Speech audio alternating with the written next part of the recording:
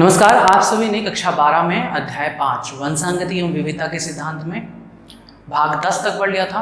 भाग 10 तक आपने पढ़ा मेंडल के प्रयोगों के बारे में, मेंडल के नियमों के बारे में और फिर आपने सहलनता के बारे में पढ़ा था। अब हम आते हैं उसके आगे के टॉपिक्स के बारे में पढ़ेंगे भाग 11 के अंतर्गत, जो कि होगा मंडलीय अनुपात से विचलन। ठीक, तो भाग 11 में आपका टॉपिक है मंडलीय अनुपात से विचलन।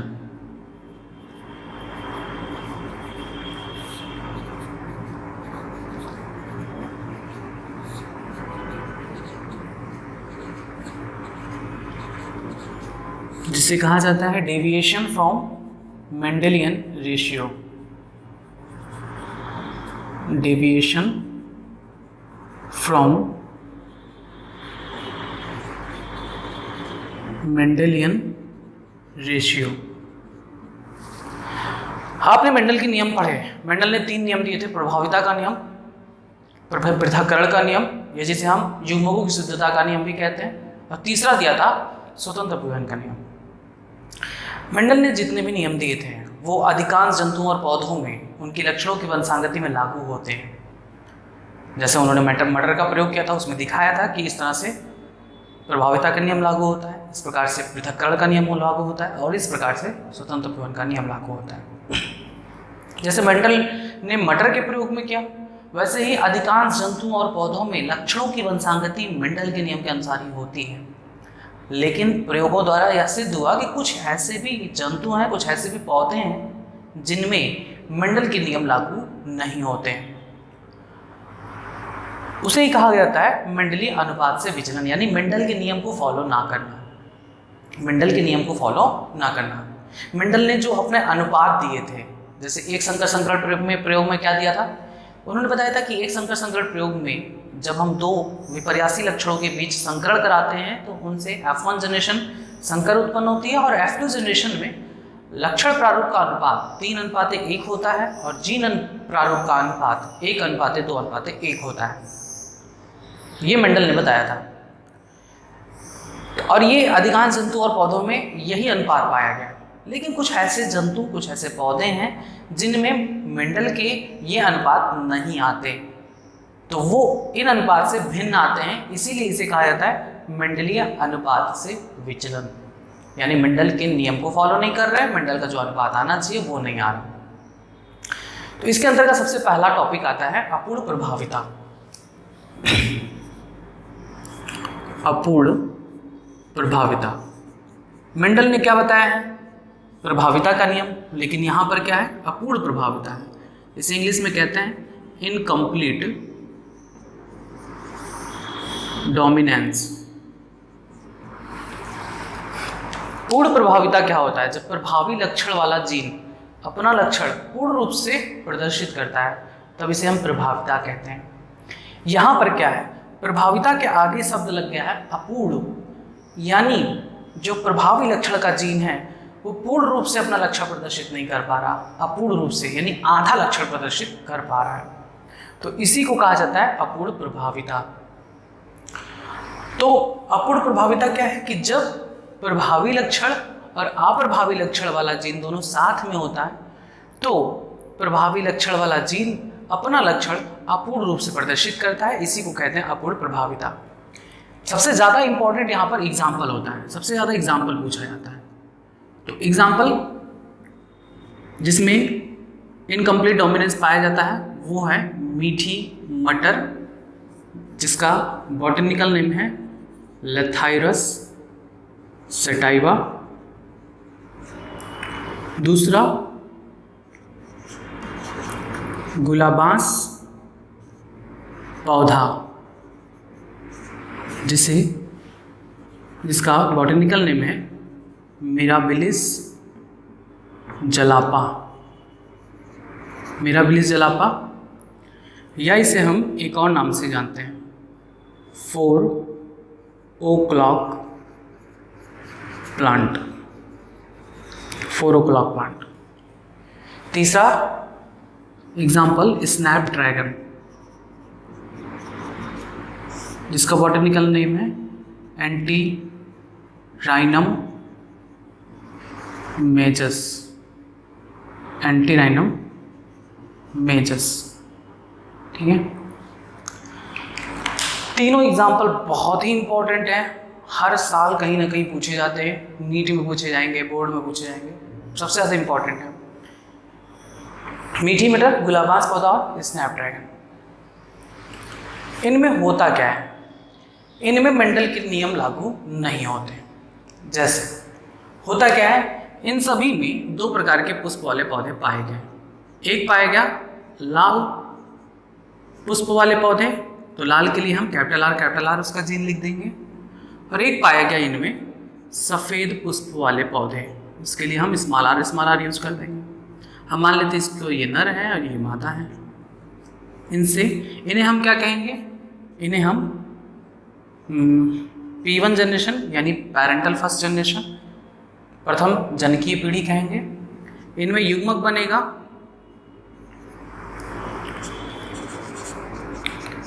और युग्मकों के संलयन से प्रथम संतानीय पीढ़ी उत्पन्न होगी यानी F1 जनरेशन। यहाँ पर एक कैपिटल आर यहाँ से और स्मॉल आर यहाँ से, यानी ये क्या बनेगा? संकर। अब इसके लक्षण की बात की जाए तो हमने आपको क्या बताया? प्रभाविता का नियम क्या कहता है? प्रभाविता का नियम कहता है कि जब प्रभावी लक्षण का जीन और अप्रभावी लक्षण का जीन उपस्थित हो तो केवल प्रभावी लक्षण वाला ही जीन अपना लक्षण प्रदर्शित कर पाता है, अप्रभावी लक्षण वाला जीन अपना लक्षण प्रदर्शित नहीं कर पाता। इसके अकॉर्डिंग यहाँ क्या होना चाहिए? इसका लक्षण क्या होना चाहिए? लाल होना चाहिए, लाल होना चाहिए, लेकिन ऐसा नहीं होता। यहाँ पर प्रभावी लक्षण वाला जीन पूर्ण रूप से अपना प्रभाव नहीं व्यक्त कर पाता, इसलिए ये लाल ना होकर ये गुलाबी हो जाता है, गुलाबी यानी पिंक। ठीक है, गुलाबी हो जाता है। ये क्या दर्शाता है? ये दर्शाता है कि जो प्रभावी लक्षण वाला जीन है वो पूर्ण रूप से प्रभावी नहीं हो पाया, अपूर्ण रूप से प्रभावी है, यानी आधे लक्षण इनके व्यक्त हो रहे हैं, आधे लक्षण इनके भी व्यक्त हो रहे हैं। लाल और सफ़ेद मिलकर क्या बनाते हैं? गुलाबी बनाते हैं। ठीक है, बचपन में आपने पढ़ा होगा कला वाले सब्जेक्ट में। लाल, आधा लाल यहाँ से निकलता है और सफ़ेद लाल यहाँ से बनता है, लाल और सफ़ेद मिलकर गुलाबी बन जाते हैं। यहाँ पर मेंडल का नियम फॉलो हो रहा है? नहीं, मेंडल का नियम फॉलो नहीं हो रहा, क्योंकि मेंडल का नियम तो यही कहता है कि जब प्रभावी लक्षण वाला जीन उपस्थित होगा तो वही अपना सिर्फ लक्षण प्रदर्शित करेगा। अगर मेंडल का नियम यहाँ लागू होता तो यहाँ पर ये पौधा लाल पुष्प उत्पन्न करने वाला होता, लेकिन ऐसा नहीं है। यहाँ पर क्या है? गुलाबी रंग वाले पुष्प को उत्पन्न करने वाला पौधा उत्पन्न हो रहा है। ठीक, अब हम इसका अगर हम स्वपरागण करा दें, इन्हीं का स्वपरागण करा दें, तब देखते हैं कि F2 जनरेशन में क्या होता है। Capital R small R cross with capital R small R, इसे हम मेल मान लेते हैं, इसे हम फीमेल मान लेते हैं। इनसे दो टाइप के गैमीट बनेंगे, कैपिटल आर स्मॉल आर। इनसे भी दो टाइप के गैमीट बनेंगे, कैपिटल आर स्मॉल आर। यदि ये इनसे फ्यूज करते हैं तो बनाएंगे कैपिटल आर स्मॉल आर। ठीक है, ये कहलाएगा P2 जनरेशन, ये कहलाएगा युग्मक, और ये कहलाएगा F2 जनरेशन। ये वाला इससे फ्यूज करता है तो बनाएगा कैपिटल आर स्मॉल आर, ये वाला इससे फ्यूज करेगा तो बनाएगा कैपिटल आर स्मॉल आर। नहीं, यहाँ पर गड़बड़ी हो गई, कैपिटल आर होगा यहाँ पे। ये वाला इससे फ्यूज करेगा तो बनाएगा स्मॉल आर। ठीक है, अब बताइए इसके लक्षण क्या होंगे, इसके लक्षण क्या होंगे, इसके लक्षण क्या होंगे और इसके लक्षण क्या होंगे। तो यहाँ पर दोनों कैपिटल आर है, दोनों प्रभावी जीन उपस्थित है, तो यहाँ पर पौधा लाल रंग का बनेगा। लेकिन यहाँ पर देखिए कैपिटल आर स्मॉल आर है। अभी बताए हैं कि कुछ ऐसे पौधे हैं, मीठी मटर, गुलाबाज पौधा, स्नैपड्रैगन, जिसमें प्रभावी लक्षण और अप्रभावी लक्षण जब साथ में होते हैं तो प्रभावी लक्षण वाला जीन अपूर्ण रूप से प्रभावी होता है, और यही कारण है कि ये लाल ना होकर क्या हो जाता है? गुलाबी हो जाता है। यानी ये गुलाबी है, ये भी गुलाबी होगा। और स्मॉल आर क्या है? अप्रभावी, यानी ये सफ़ेद होगा। आइए हम F2 जनरेशन का लक्षण प्रारूप लिखते हैं। लक्षण प्रारूप कितना आएगा? लक्षण प्रारूप यानी फिनोटाइप लक्षण प्रारूप अनुपात, फिनोटाइपिक रेशियो। एक लाल बना है, गुलाबी कितने बने हैं? 2।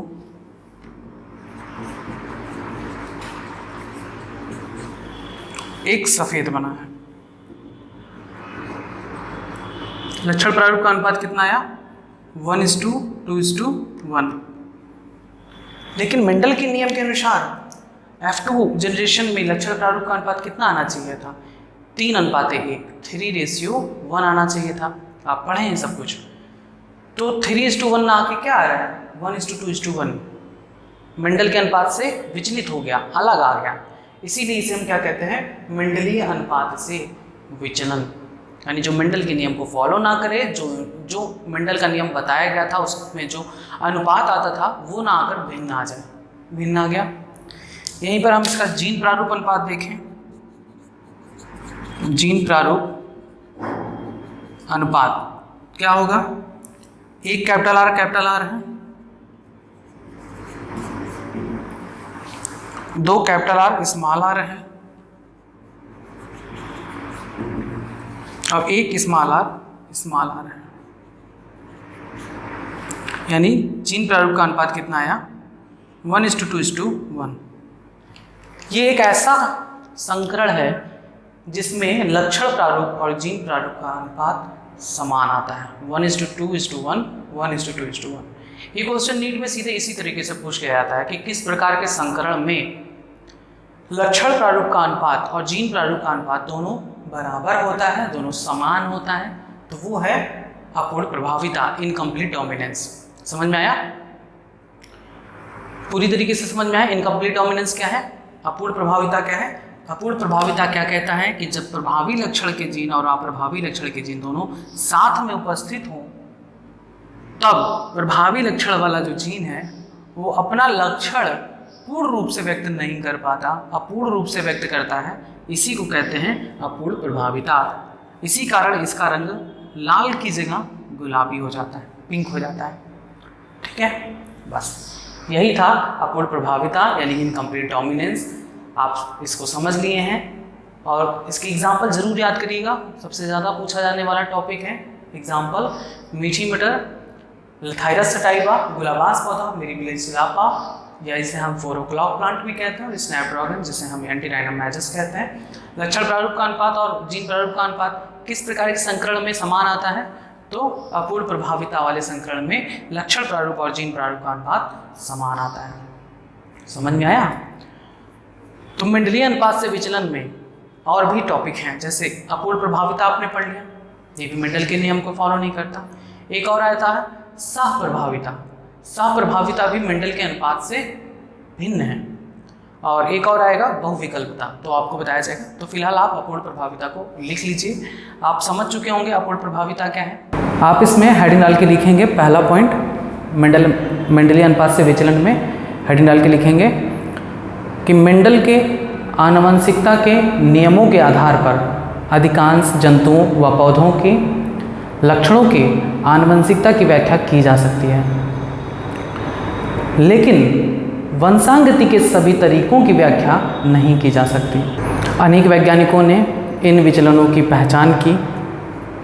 आगे लिख सकते हैं, सन 1900 के बाद मेंडलिज्म के पुनर्खोज के बाद अनेक जंतु व पादप वैज्ञानिक अनेक जंतुओं और पौधों पर अपने संकरण प्रयोग किए और कुछ ऐसे लक्षणों की वंशांगति की खोज की जिनमें मेंडल के नियम लागू नहीं होते हैं। ये मेंडेलियन पद्धति के अपवाद हैं।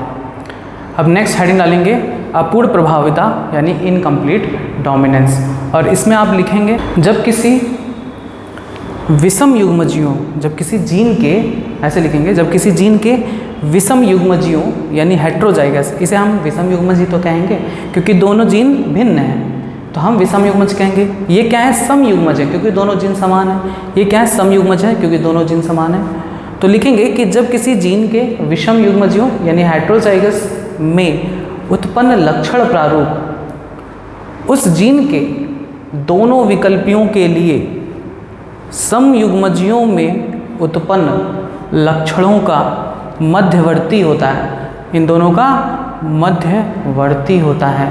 लाल और सफ़ेद का मध्यवर्ती क्या है? गुलाबी। इनके बीच का है गुलाबी रंग। तो आपने क्या लिखा कि जब विषम युग्मजीयों यानी हेट्रोजाइगस, जब किसी जीन के विषम युग्मजीयों में उत्पन्न लक्षण प्रारूप उस जीन के दोनों विकल्पियों के लिए समयुग्मजीयों में उत्पन्न लक्षण प्रारूपों का मध्यवर्ती होता है, तो इसे ही अपूर्ण प्रभाविता कहते हैं। ठीक, आगे लिखेंगे, तथा ऐसे विकल्पियों को अपूर्ण प्रभावी यानी इनकम्प्लीट डोमिनेंट कहते हैं। ठीक है, बात समझ में आई? जब किसी जीन के विषम युग्मजीयों, याद करिए, जब किसी जीन के विषम युग्मजीयों यानी हेट्रोजाइगस में उत्पन्न लक्षण प्रारूप उस जीन के दोनों विकल्पियों के लिए समयुग्मजीय अवस्था में उत्पन्न लक्षणों का मध्यवर्ती होता है, तो इसे ही अपूर्ण प्रभाविता और ऐसे विकल्पियों को अपूर्ण प्रभावी कहते हैं। अर्थात हम इससे इस तरह से भी लिख सकते हैं कि जब प्रभावी लक्षण और अप्रभावी लक्षण वाला जीन दोनों साथ में होता है, तब एक नया लक्षण प्रारूप उत्पन्न होता है।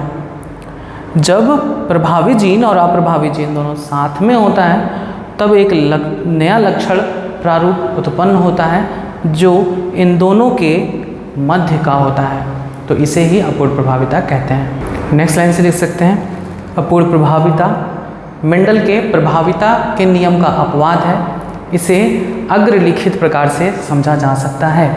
उदाहरण लिखेंगे मीठी मटर यानी लेथाइरा सेटाइवा, कॉमा गुलाबांस पौधा यानी मिराबिलिस जलापा या 4 o'clock प्लांट, और कॉमा स्नैपड्रैगन यानी एंटीराइनम मैजस में लाल पुष्प वाले पौधे और सफ़ेद पुष्प वाले पौधों के मध्य संकरण से F1 पीढ़ी में गुलाबी पुष्प वाले पौधे प्राप्त होते हैं। और इसमें स्वपरागण कराने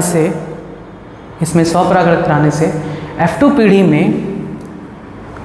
लक्षण प्रारूप का अनुपात ऐसे लिखेंगे, F2 पीढ़ी में लाल कॉमा गुलाबी कॉमा सफ़ेद पुष्पों वाले पौधों का अनुपात 1:2:1 पाया गया।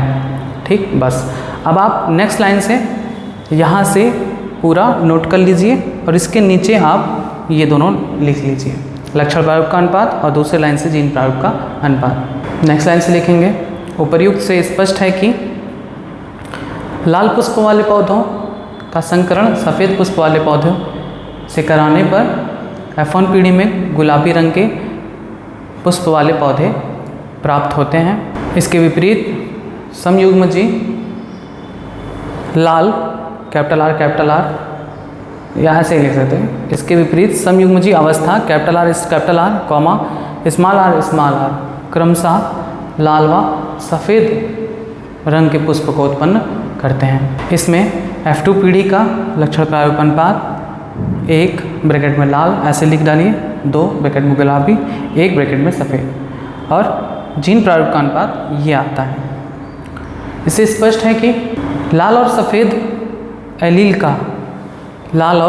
एलील का मिश्रण नहीं होता, बल्कि F1 पीढ़ी में यह प्रभाव लाल रंग के एलील के आंशिक या अपूर्ण रूप से प्रदर्शित होने के कारण होता है। ठीक है, बस ये आपका टॉपिक खत्म हो गया, अपूर्ण प्रभाविता यानी इनकम्प्लीट डोमिनेंस। अपूर्ण प्रभाविता आपने पढ़ लिया। इसके बाद एक और एग्जाम्पल आता है अपूर्ण प्रभाविता का ही, जो आपके NCERT में दिया गया है।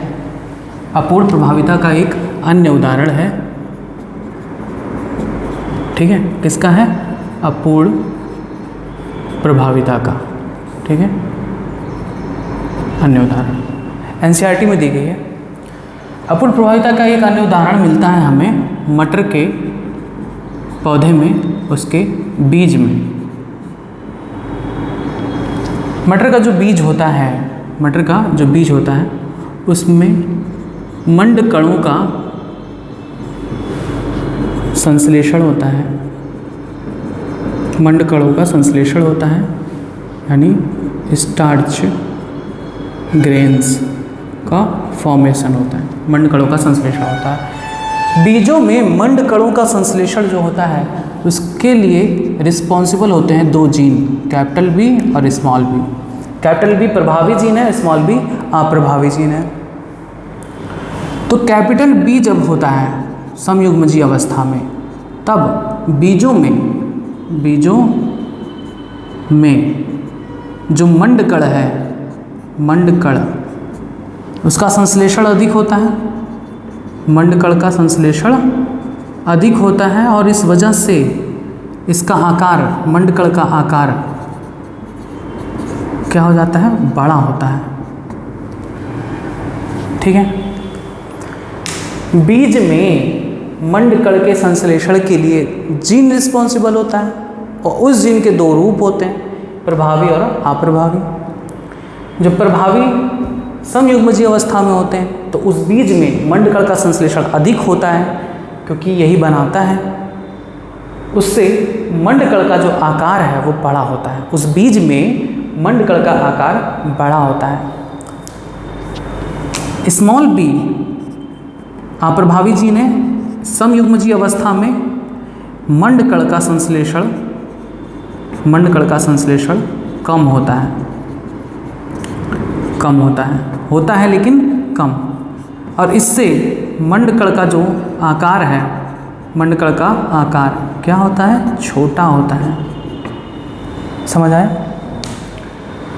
तो मटर के बीजों में मंडकणों के संश्लेषण के लिए रिस्पॉन्सिबल जीन होते हैं capital B, small B. Capital B जब साथ में होते हैं तो मंडकण का संश्लेषण अधिक होता है और उससे मंडकण का आकार भी बड़ा होता है। स्मॉल बी अप्रभावी जीन है मंडकण के संश्लेषण के लिए। जब ये दोनों साथ में होते हैं तब मंडकण का संश्लेषण कम होता है और मंडकण का आकार छोटा होता है। लेकिन अगर हम बीज का आकार देखें, ये तो हम देखें किसका, मंडकण का संश्लेषण ना, और मंडकण का आकार देखें। अगर हम बीज का आकार देखें तो बीज का आकार कैसा बनता है? बीज का आकार कैपिटल बी में क्या बनता है, गोल बनता है। बीज कैसा बनता है, गोल। स्मॉल बी में बीज का आकार कैसा होता है, झुर्रीदार होता है। पढ़ा है आपने, झुर्रीदार, ठीक है, ऐसे झुर्रीदार होता है। अगर हम इस लक्षण वाले जीन वाले पौधे का संकरण अगर हम इस जीन प्रारूप वाले पौधे से करते हैं तब क्या होता है?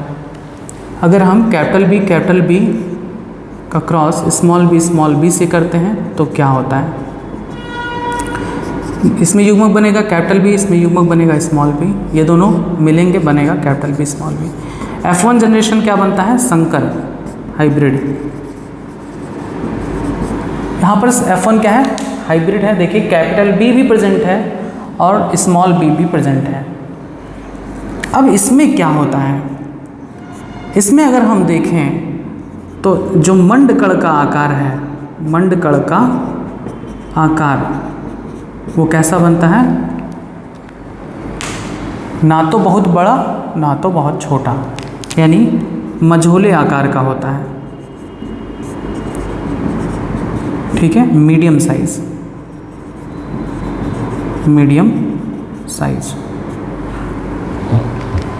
ये लार्ज साइज है, बड़ा है, और ये स्मॉल साइज है, छोटा है, और ये जो बनता है वो मीडियम साइज का बनता है। लेकिन अगर हम इनके बीज की बात करें, बीज का आकार, तो बीज का आकार कैसा होता है, बीज का आकार गोल होता है। बीज का आकार गोल होता है, बीज का आकार गोल होता है। तो ऐसा लगता है कि जो बी है वो एक प्रभावी जीन है, क्योंकि इसकी उपस्थिति में बीज का आकार गोल बन रहा है। लेकिन अगर हम इस कैपिटल बी को हम मंडकण के संश्लेषण के लिए अगर हम रिस्पॉन्सिबल मानते हैं, तब हम देखेंगे कि अगर कैपिटल बी स्मॉल बी साथ में होते हैं तो मंडकण का संश्लेषण जो होता है वो मध्यम होता है, और इसी वजह से मंडकणों का जो आकार है वो मझोले आकार का मीडियम साइज का होता है, जो इन दोनों से भिन्न है। तो ये क्या दिखा रहा है? ये दर्शा रहा है कि जो प्रभावी लक्षण वाला जीन है वो क्या है?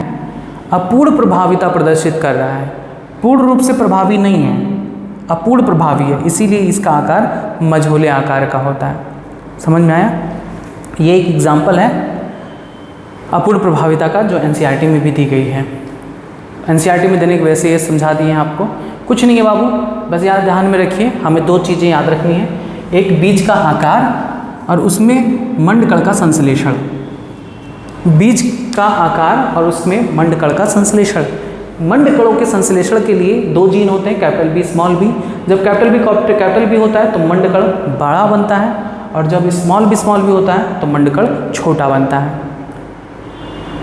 कैपिटल बी स्मॉल बी जब दोनों साथ में होते हैं तब मंडकण मझोले आकार का होता है, बीज का होता है।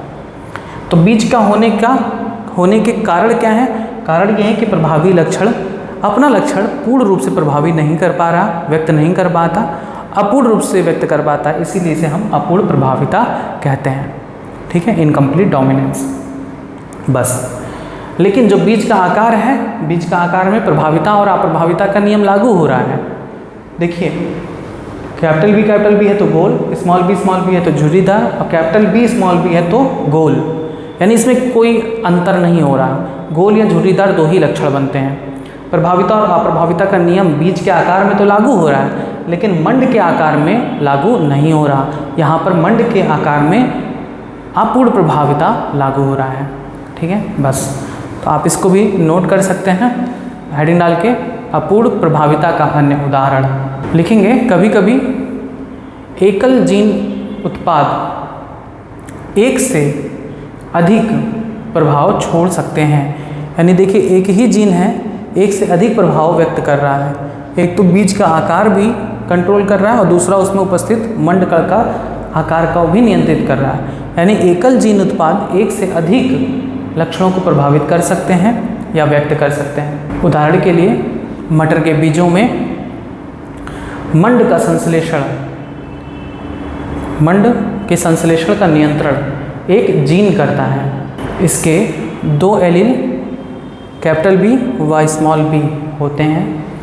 आगे लिखेंगे, कुशल रूप से मंडकण का संश्लेषण समयुग्मजी इस कैपिटल बी अवस्था में होता है। इस प्रकार बड़े आकार के मंडकण प्राप्त होते हैं। इसके विपरीत विषम युग्मजी स्मॉल बी कम कुशल होते हैं और मंडकण का संश्लेषण इनमें कम होता है, जिससे इनमें मंडकणों का आकार छोटा बनता है। परिपक्व होने पर कैपिटल बी गोल बीज उत्पन्न करते हैं, स्मॉल बी झुर्रीदार बीज उत्पन्न करते हैं। विषम युग्मज यानी कैपिटल बी स्मॉल बी गोल बीज उत्पन्न करते हैं। इसलिए ऐसा लगता है कि कैपिटल बी एक प्रभावी एलील है। आगे लिखेंगे, बी बीजों में मंडकण का आकार मझोले होते हैं, यानी मीडियम साइज के होते हैं। अर्थात यदि हम मंडकण के आकार को लक्षण प्रारूप मान लें, तब इस दृष्टिकोण से यह एलील कैपिटल बी अपूर्ण प्रभाविता प्रदर्शित करता है। बस, ठीक है, आप यहाँ से वहाँ तक नोट कर लीजिए। तो आज के लिए, चूँकि अभी स्टार्टिंग है काफ़ी टाइम बाद, तो आज के लिए बस इतना ही आपको बताया जाएगा अपूर्ण प्रभाविता के बारे में। अब इसके आगे जो भी वीडियो होगा उसमें आगे के टॉपिक को कंटिन्यू किया जाएगा। अपूर्ण प्रभाविता के बाद आपका आएगा सहप्रभाविता यानी कोडोमिनेंस, और उसके बाद आएगा बहुविकल्पितता यानी मल्टीपल एलीलिज्म, उसको आपको बताया जाएगा। तब तक आप कुछ क्वेश्चंस हैं उनके आंसर ज़रूर दीजिए। सबसे पहला क्वेश्चन, अपूर्ण प्रभाविता किन किन पौधों में प्रदर्शित होता है, उदाहरण बताइए। नेक्स्ट क्वेश्चन, किस प्रकार के संकरण में लक्षण प्रारूप का अनुपात और जीन प्रारूप का अनुपात दोनों समान होता है। नेक्स्ट क्वेश्चन, मटर के बीजों में मंडकण के संश्लेषण के लिए कौन सा जीन रिस्पॉन्सिबल होता है? बस इतने क्वेश्चन हैं जिनके आंसर्स आपको देने हैं। आगे के टॉपिक्स के लिए आप जुड़े रहें बायोलॉजी हिंदी चैनल के साथ। धन्यवाद।